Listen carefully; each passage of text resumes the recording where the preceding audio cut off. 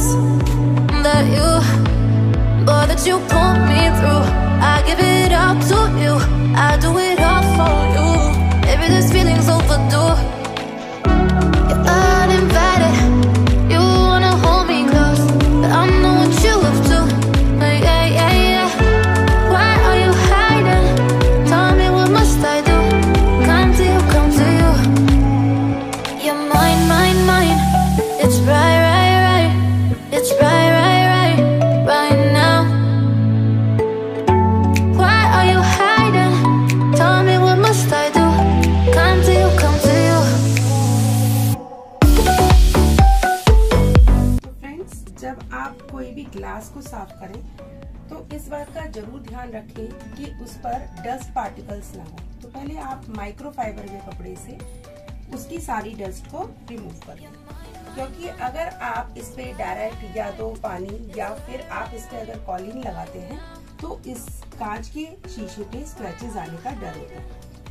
तो दो तरीके हैं। माइक्रोफाइबर के कपड़े से पहले मैं डस्ट हटा रही हूँ और इस तरह फ्रेंड्स मैंने बनाया है, ये घर पे ही बनाया है। इसे देखिए, कुछ भी कह सकते हैं, मेरे नाना जी तो उसे कुरमुरी बोलते थे। तो जैसे आप कोई भी कपड़ा जो आपका खराब है उस पे आप इस तरीके से नाड़े से या किसी भी धागे के हेल्प से आप इसको बांधकर इसको इस तरह से डस्टबिन में यूज कर सकते हैं। तो यहाँ पे आपको कोई भी वैक्यूम क्लीनर या इस तरह की चीजों की जरूरत नहीं पड़ेगी। तो वैक्यूम क्लीनर वगैरह अगर आपके घर में नहीं है तो आप इस तरीके से ही अपने सस्ते जुगाड़ से इसकी सफाई कर सकते हैं। देखिए, काफी हद तक मैं ये तो नहीं बोलूंगी कि पूरे 100% आपकी डस्ट रिमूव हो जाएगी, पर हाँ लगभग 70 से 80% आपकी मेहनत के ऊपर है। आप यहाँ से डस्ट को रिमूव कर सकते हैं। और सबसे बड़ी बात है, अगर आप इसे रेगुलर बेसिस पे साफ करें, जैसे हफ्ते के हफ्ते अगर आप इसको ग्लास को साफ कर दें तो ये ग्लास आपका साफ रहता है और मेंटेन रहता है। तो अगर आपके पास इस तरह का कोई ब्रश है जो आपको बहुत आराम से पेंटर की शॉप से मिल सकता है, आप उसको खरीद लें। तो मीडियम साइज का, मीडियम से भी तो आप कह सकते हैं बिलो मीडियम साइज का ये ब्रश है, आप अपनी विंडो के हिसाब से लें, परचेज करें। तो देखिए मैं किस तरीके से इसकी डस्ट को रिमूव करती हूँ।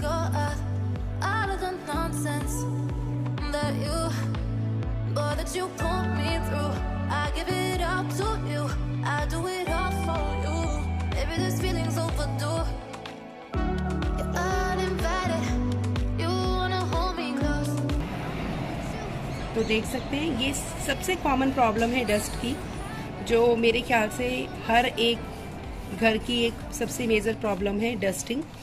तो इस तरीके से आप ग्लास के जो ये चैनल होता है इसको साफ कर सकते हैं अगर आपके घर में इस तरह का है।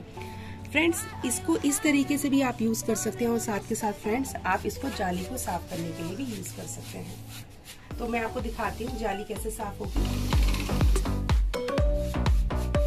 जैसे हम लोग ब्रश करते हैं, जैसे पेंट करते हैं, बिल्कुल इसी तरीके से आपको इसको रन करना है ब्रश को, ताकि जितने भी जो ये स्पेसेस हैं, जो ये आपका मैश है, इसमें से जो भी डस्ट जो जम गई है या फिर बिल्कुल स्टिक हो गई है वो भी इस ब्रश की हेल्प से रिमूव हो जाएगा।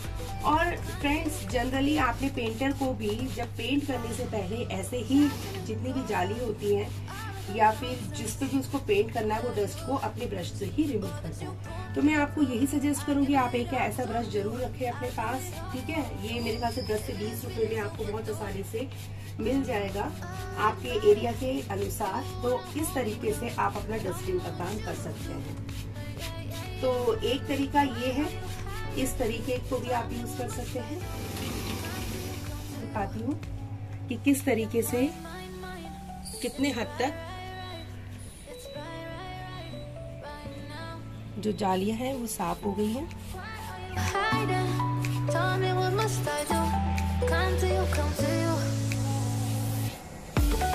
तो ये देखिए इस तरीके से ये आप डस्ट को देखिए, मैं आपको दिखाती हूँ डस्ट कहाँ है और जो एरिया साफ होता जा रहा है वो कैसा है।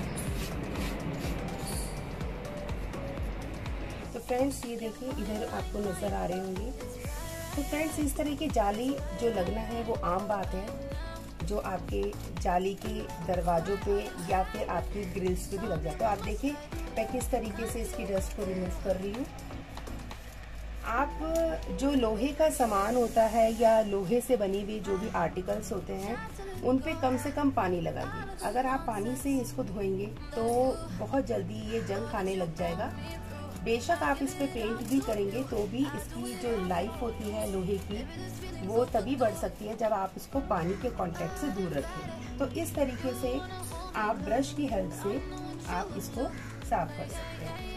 ये हो गया एक तरीका। दूसरा तरीका है कि आप कपड़े की हेल्प से मैंने ये जो बनाया है इसकी हेल्प से आप इसको झाड़ सकते हैं।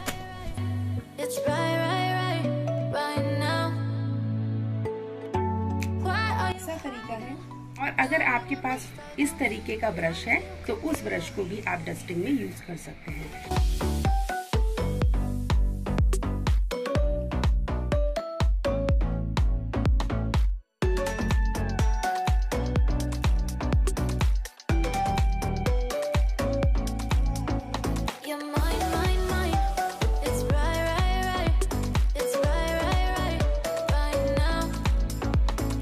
ये तो हो गया है डस्टिंग का काम कि किस तरीके से आप डस्टिंग को कर सकते हैं।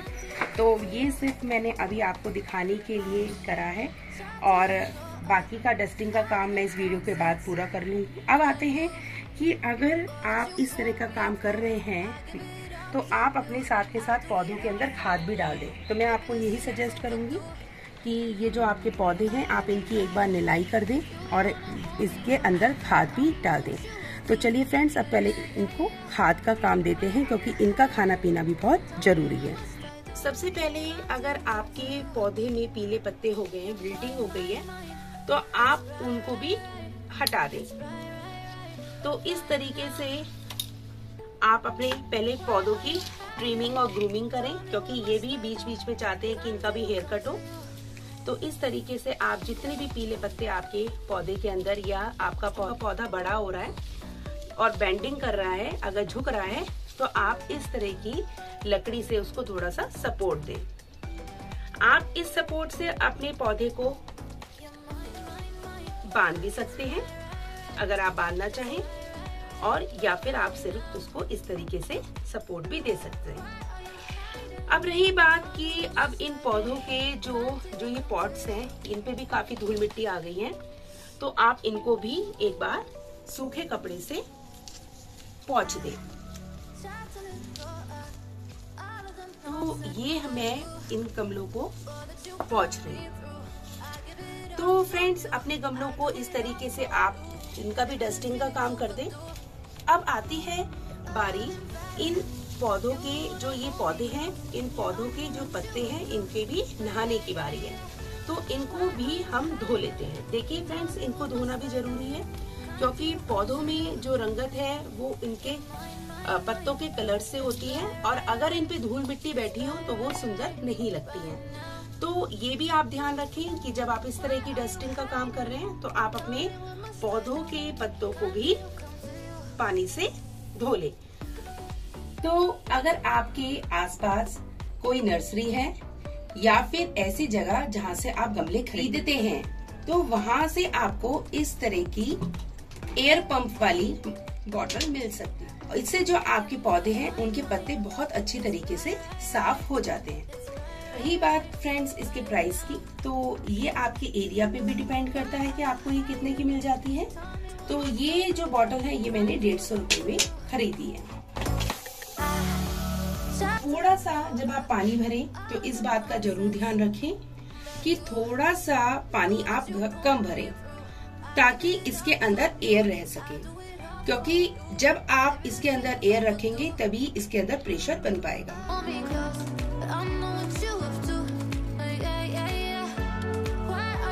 इसको इस तरह से पंप कर लें। आपको खुद महसूस होगा जब आपका ये पिस्टन अंदर नहीं जाएगा तो इसका मतलब इसके अंदर प्रेशर बन चुका है। चलिए अब बारी आती है अपने पौधों को नहलाने की।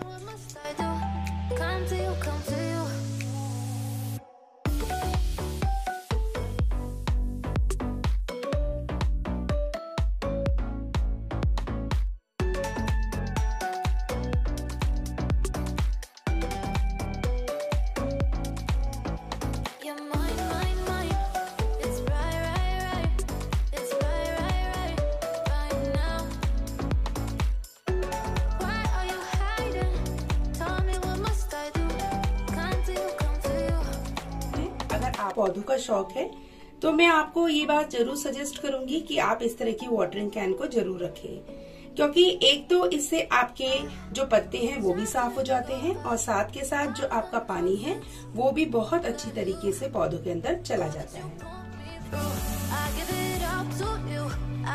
मैं एक चीज और आपको सजेस्ट करूंगी कि आप कम से कम 15 दिन में अपने पत्तों को जरूर साफ रखें, क्योंकि एक तो जो पत्ते अगर साफ होते हैं तो इन पत्तों को ब्रीथिंग करने में प्रॉब्लम नहीं होती है। एक दूसरी बात, आपके पौधे सुंदर बने रहते हैं। तो इस तरीके से भी आप अपने पत्तों को साफ कर सकते हैं। तो अब इनको थोड़ा देर सूखने देते हैं, उसके बाद इनकी खाद का काम करेंगे। अब आती है बारी अपने ग्लास को साफ करने की। तो देखिए फ्रेंड्स, वैसे तो मैं इस तरह की चीजों को आपको रिकमेंड करूंगी। ये कार वॉश शैम्पू है। अगर घर में कार है और अगर आप इस तरह का शैम्पू यूज करते हैं तो आपको मैं सजेस्ट करूंगी कि ग्लास को आप इस तरीके से साफ करें, ठीक है। और अगर आपके पास ये चीज नहीं है तो आपके पास अगर प्रिल है, मैं इस तरह का प्रिल यूज करती हूँ, तो आप इस प्रिल की 4-5 बूंदे भी पानी के अंदर डाल सकते हैं। ज्यादा आपको नहीं डालना है, क्योंकि जितना ज्यादा आप डालेंगे आपको उतनी ही मेहनत करनी पड़ेगी ग्लास को साफ करने के लिए। तो राइस की मैं सिर्फ 4-5 बूंदे ही डालूंगी।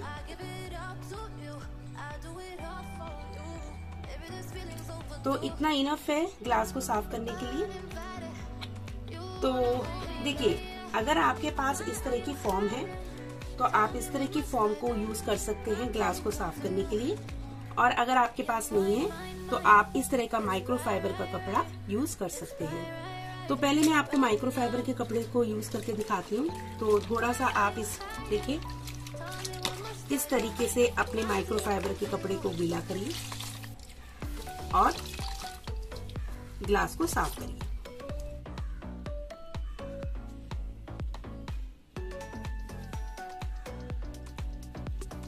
तो पहले आप इससे साफ कर ले अपने ग्लास को। उसके बाद आप इसे सूखे कपड़े से पूंछ के कॉलिन से भी साफ कर सकते हैं अगर आप करना चाहें।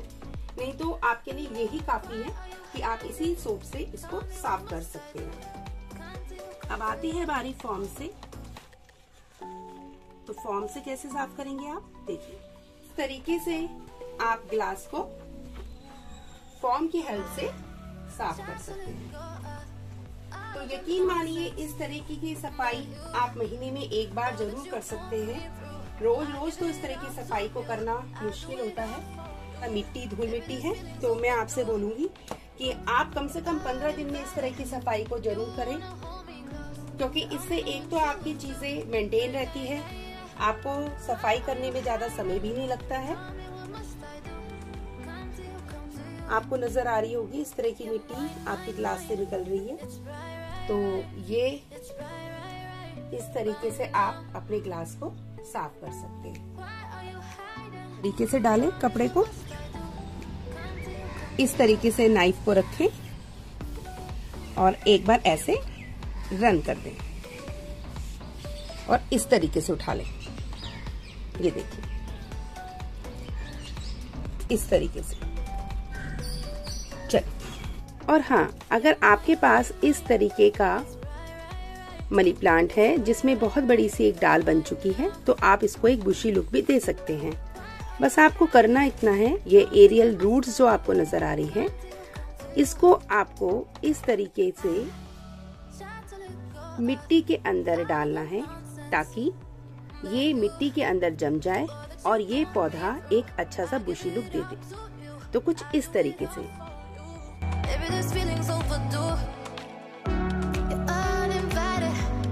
कुछ इस तरीके से इस रूट को आप, ये जो रूट अगर आपके पास दिखाई दे रही तो आप इस रूट को मिट्टी के अंदर इस तरीके से डाल दीजिए। ये अपने आप ही पकड़ बना लेगा।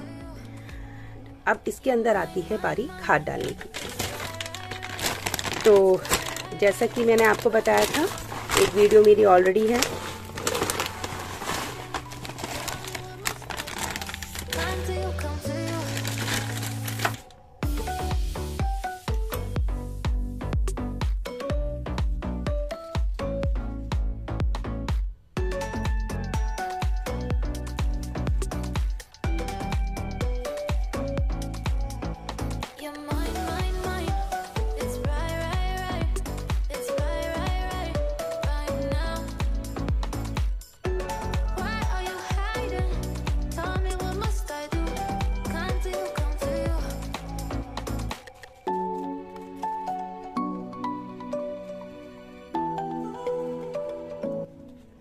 आज इसकी निलाई नहीं करनी है, आज सिर्फ हाथ डाल के छोड़ देना है।